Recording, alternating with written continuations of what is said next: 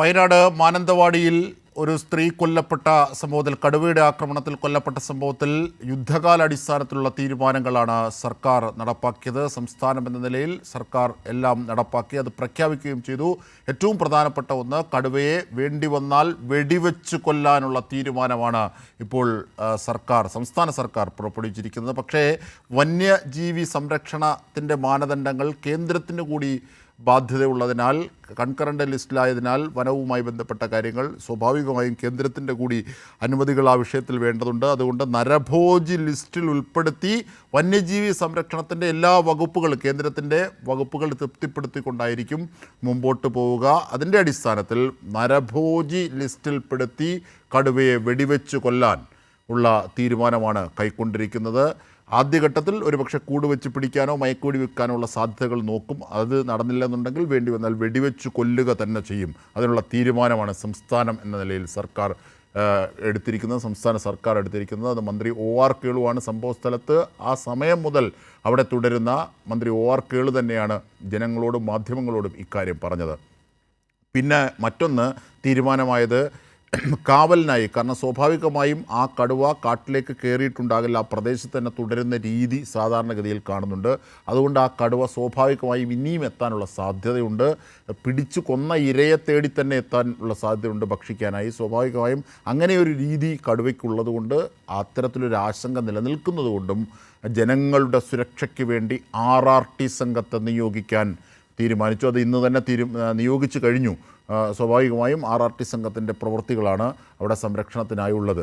അത് ആണ് ഏറ്റവും പ്രധാനപ്പെട്ട മറ്റൊന്ന്. പിന്നീടൊന്ന്, ഈ കടുവ സ്വാഭാവികമായും പതുങ്ങിയിരിക്കുന്നത് അടിക്കാടുകളിലാണ്, അതായത് താഴെ കുറ്റിക്കാടുകളായി നിൽക്കുന്ന സ്ഥലങ്ങൾ. അപ്പോൾ കടുവയ്ക്ക് അത്തരത്തിൽ ഒളിച്ചിരിക്കാനുള്ള മാർഗങ്ങൾ മാറ്റാനായി അടിക്കാട് വെട്ടിത്തെളിക്കാനും തീരുമാനമായിരിക്കുന്നു എന്നുള്ളതാണ് അടിയന്തരമായി ഇപ്പോൾ കൈക്കൊണ്ട കാര്യങ്ങൾ. മറ്റൊന്ന് എന്നത് ദീർഘകാല അടിസ്ഥാനത്തിൽ നേരത്തെ തന്നെ മന്ത്രി OR കേളു MLA എന്ന നിലയിൽ MLA ഫണ്ട് ഉപയോഗിച്ച് ഫെൻസിങ്ങിനുള്ള തീരുമാനങ്ങളായതാണ്. പക്ഷേ കരാറുകാർ തയ്യാറാകാത്തൊരു സാഹചര്യം കൂടിയുണ്ട്. ടെൻഡർ വിളിച്ചാൽ ആരും എത്താത്തൊരു സാഹചര്യം കൂടി ഉള്ളതുകൊണ്ട് അത് ഫെൻസിങ് ഉടൻ തന്നെ ചെയ്യും. പക്ഷേ അത് ഏതെങ്കിലും അത്തരത്തിൽ സാമൂഹ്യ സംബന്ധിയായ ആരെങ്കിലും ഏൽപ്പിച്ചുകൊണ്ടായിരിക്കും. ഒരുപക്ഷെ കുടുംബശ്രീ അടക്കം അല്ലെങ്കിൽ സഹകരണ വകുപ്പ് അടക്കം അങ്ങനെയുള്ള ഏതെങ്കിലും സാധ്യതകൾ തേടി ഫെൻസിങ്ങുകൾ ഉടൻ തന്നെ സ്ഥാപിക്കാനും ദീർഘകാല അടിസ്ഥാനത്തിൽ അത് നടപ്പാക്കാനുള്ള തീരുമാനങ്ങളിലേക്ക് പോവുകയാണ്. ഇതും പ്രഖ്യാപിച്ചു കഴിഞ്ഞു. ഏറ്റവും പുതിയ വിവരങ്ങളുമായി, അവിടുത്തെ വിവരങ്ങളുമായി ഞങ്ങളുടെ പ്രതിനിധി അനൂപ് KR ഒരിക്കൽ കൂടി ചേരുകയാണ്. അനൂപ് KR, അങ്ങനെ യുദ്ധകാല അടിസ്ഥാനത്തിൽ ദ്രുതവേഗത്തിൽ ആവശ്യമായ ശാസ്ത്രീയ നടപടികൾ കൈക്കൊണ്ടാണ് സംസ്ഥാന സർക്കാർ മുമ്പോട്ട് പോകുന്നത്. പക്ഷേ കേന്ദ്രത്തിൻ്റെ സഹകരണം കൂടി ഈ ഘട്ടത്തിൽ വേണം. കാരണം നേരത്തെ തന്നെ ഏതാണ്ട് 560 കോടി രൂപയുടെ പദ്ധതി സംസ്ഥാനം അവിടെ അവതരിപ്പിച്ച് കഴിഞ്ഞതാണ് കേന്ദ്രത്തിൽ. പക്ഷേ വർഷങ്ങളായിട്ടും അത് കേന്ദ്രത്തിൻ്റെ ഭാഗത്തുനിന്ന് പാലിക്കപ്പെടുന്ന ഒരു സാഹചര്യമില്ല. തീർച്ചയായും കേന്ദ്രത്തിൻ്റെ ഒരു നിരാസം ഈ വിഷയത്തിൽ വളരെ വ്യക്തവുമാണ്. സംസ്ഥാനം എന്ന നിലയിൽ എല്ലാം ചെയ്യുന്നുണ്ട്, അത് യുദ്ധകാല അടിസ്ഥാനത്തിൽ ഏറ്റവും സമഗ്രമായി തന്നെ ചെയ്യുന്നു എന്നുള്ളത് തന്നെയാണ് തെളിവ്. ഈ മുൻ മണിക്കൂറുകൾ, മിനിറ്റുകൾ. എന്തൊക്കെയാണ് ഇനിയുള്ള നടപടികൾ? ഈ ഫെൻസിങ് അടക്കമുള്ള കാര്യങ്ങളുടെ എന്തൊക്കെ കാര്യങ്ങളാണ് മന്ത്രി വിശദീകരിച്ചത്, സർക്കാർ വിശദീകരിച്ചത്?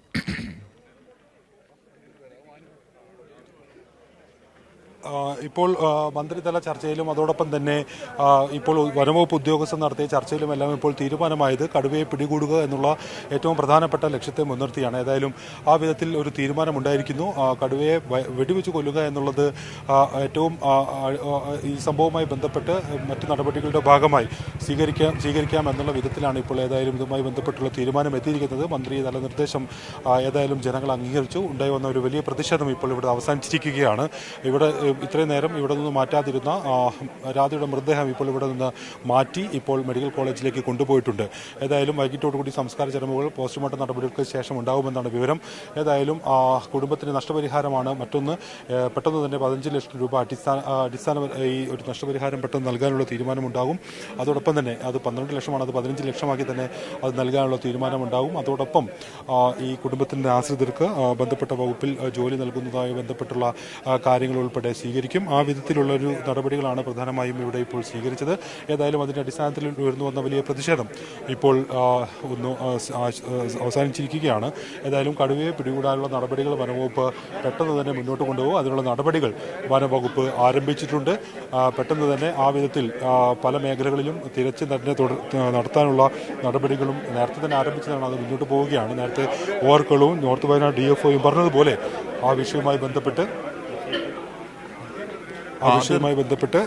ഇപ്പോൾ എടുത്ത നടപടികൾ പെട്ടെന്ന് നടപ്പാക്കാനുള്ള ഉത്തരവ് ഉൾപ്പെടെ ഇപ്പോൾ വന്നിട്ടുണ്ട്. അതിൻ്റെ അടിസ്ഥാനത്തിൽ കൂടുതൽ ഒരു നടപടികളിലേക്ക് കടക്കും. ഏതായാലും വലിയ സംഘർഷ സാഹചര്യം നിലനിന്ന സ്ഥലത്ത് ഇപ്പോൾ ആ സാഹചര്യമില്ല. സംഘർഷാവസ്ഥ കുറഞ്ഞു, അത് അവസാനിച്ചു. ഏതായാലും ജനപ്രതിനിധികൾ നൽകിയ വാഗ്ദാനങ്ങൾ അല്ലെങ്കിൽ അതുമായി ബന്ധപ്പെട്ടുള്ള നിർദ്ദേശങ്ങളെല്ലാം അംഗീകരിച്ച് ജനം വനവകുപ്പിനോടും അതോടൊപ്പമുള്ള ഉദ്യോഗസ്ഥരോടും എല്ലാം സഹകരിക്കുന്ന അവിടെയുണ്ട്. എന്തായിരുന്നാലും അവരുടെയൊക്കെ അഭിപ്രായങ്ങൾ ഈ ഘട്ടത്തിൽ നമുക്ക് തേടാവുന്നതാണ്. എന്തായിരുന്നാലും ദ്രുതഗതിയിലുള്ള യുദ്ധകാലാടിസ്ഥാനത്തിലുള്ള ഒരു പ്രവൃത്തികളോടുകൂടിയാണ് സംസ്ഥാന സർക്കാർ അവിടുത്തെ ജനങ്ങളുടെ ആശങ്ക പരിഹരിച്ചത്, അത്തരത്തിലുള്ള ഒരു ഇടപെടൽ നടത്തിയത്. എന്തായിരുന്നാലും അതോടുകൂടി പ്രതിഷേധം തന്നെ ഇല്ലാതായി. സംഘർഷാവസ്ഥ നിലനിന്ന സ്ഥലത്ത് പൂർണ്ണമായും അതിന് അയവ് വന്നിരിക്കുന്നു, അല്ലെങ്കിൽ പൂർണ്ണമായും സംഘർഷാവസ്ഥ ഒഴിയുന്നൊരു സാഹചര്യം. സംസ്ഥാന സർക്കാരിൻ്റെ തീരുമാനങ്ങളിൽ ജനങ്ങൾ തൃപ്തരാകുന്ന ഒരു സാഹചര്യമാണ് നാം കണ്ടത്. എന്തായിരുന്നാലും ഇനി ഉള്ള നടപടിക്രമങ്ങൾ ആ അർത്ഥത്തിലാണ് മുമ്പോട്ട് പോവുക. ഏറ്റവും പ്രധാനപ്പെട്ടത് ജനങ്ങളുടെ ജീവനുള്ള സുരക്ഷ തന്നെയാണ്.